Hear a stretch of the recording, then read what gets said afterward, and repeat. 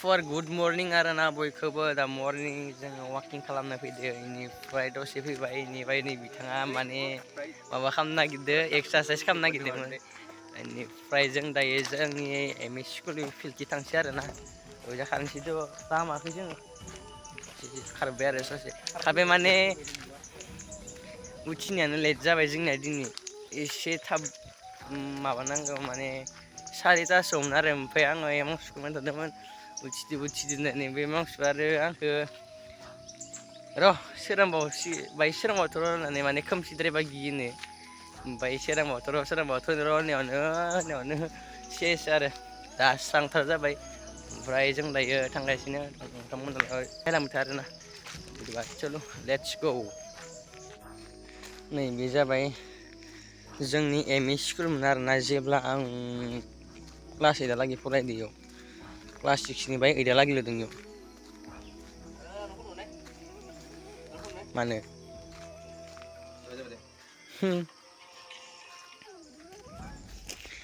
दायो थांगासिनो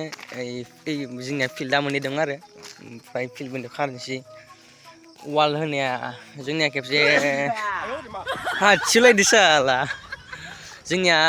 खेबसे बार अखा गोसा फैदोंमोन बार अखा गोसा फैनायाव नैखिनि गोदान वाल नुदों इखिनि वाला माने बायलांदोंमोन आरो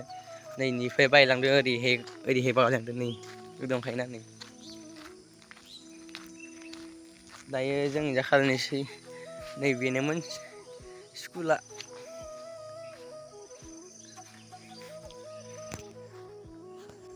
दायो जोङो जागायाव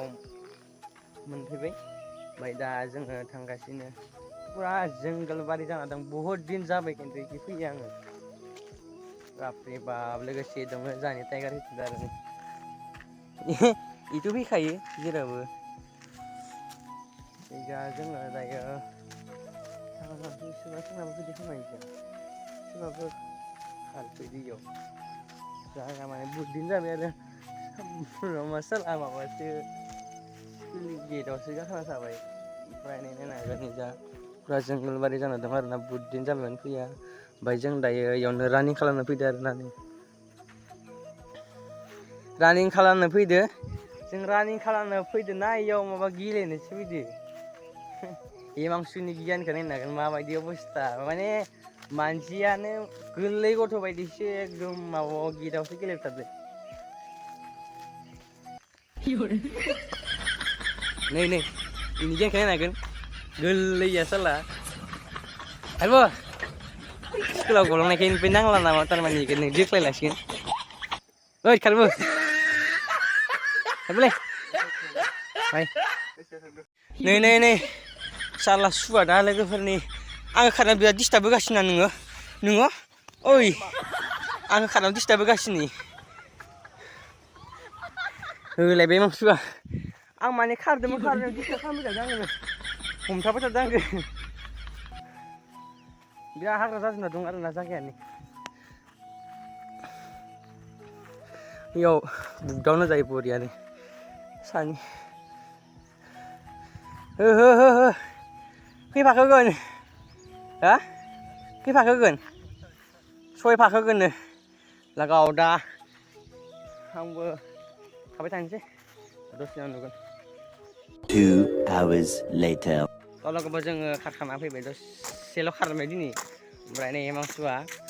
एगजाम दंनो एगजाम दंनो थाखाय आंखौ थाबनो लाना फैबाय 9थासोआव होनदोंमोन नालाय 9थासोआव होनदोंमोन ना हिनजावसा माथो माखौ आखाइ होथिंदों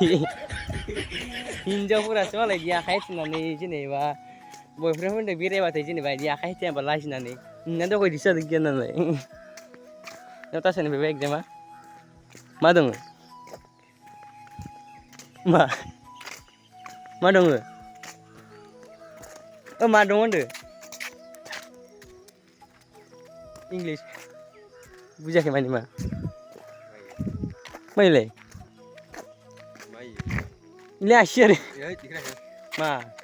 ने फट' बदन ओरैबा जायो लजिक एलसो जाबाय थाखैलै एल लजिक इमाइल होननायानो जायाखै इमाइल दंनो दिनै फार्स्टआवनो बरिया लिरबानो जाबाय अल दा बेस्ट होनलाय एगजामनि थाखाय थ' दिनै ब्लगा बेखिनियानोसै थ' बाय बाय फिर मिलेंगे आरो बाय बाय रायजोफोर मा होनदो इयो बांद्राय जाबाय दा नोङो फिर मिलेंगे बाय बाय